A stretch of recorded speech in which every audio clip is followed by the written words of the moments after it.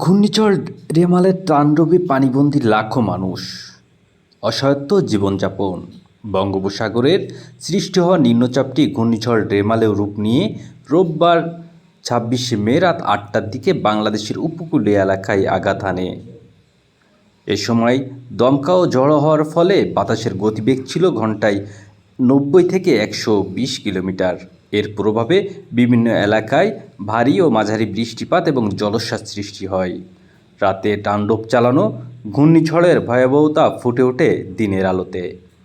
জলোচ্ছ্বাসের ফলে বেড়িবাঁধ ভেঙে পানিতে প্লাবিত হয়েছে উপকূলীয় জেলাগুলোর নিচু এলাকা, ডুবে গেছে গ্রামের পর গ্রাম।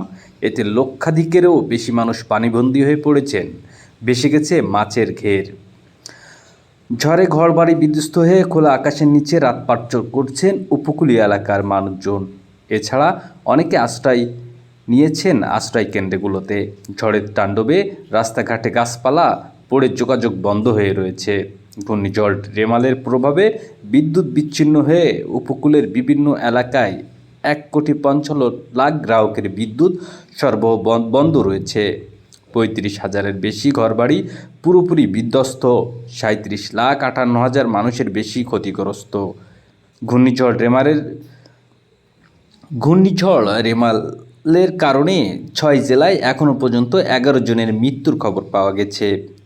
ভোলায় ঘরের উপর গাছ চাপা পড়ে শিশুসহ 3 জনের প্রাণ গেছে। বরিশালে দেওয়াল চাপা পড়ে আরও 3 জনের মৃত্যু হয়েছে। এছাড়া সাতক্ষীরা, পটুয়াখালী, কুমিল্লা এবং চট্টগ্রামে আরও 5 জন মারা গেছে।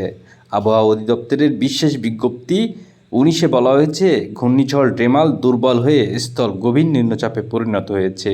সেই সঙ্গে মহাবিপদ সংকেত কমিয়ে 3 নম্বর সতর্ক সংকেত দেখাতে বলা হয়েছে।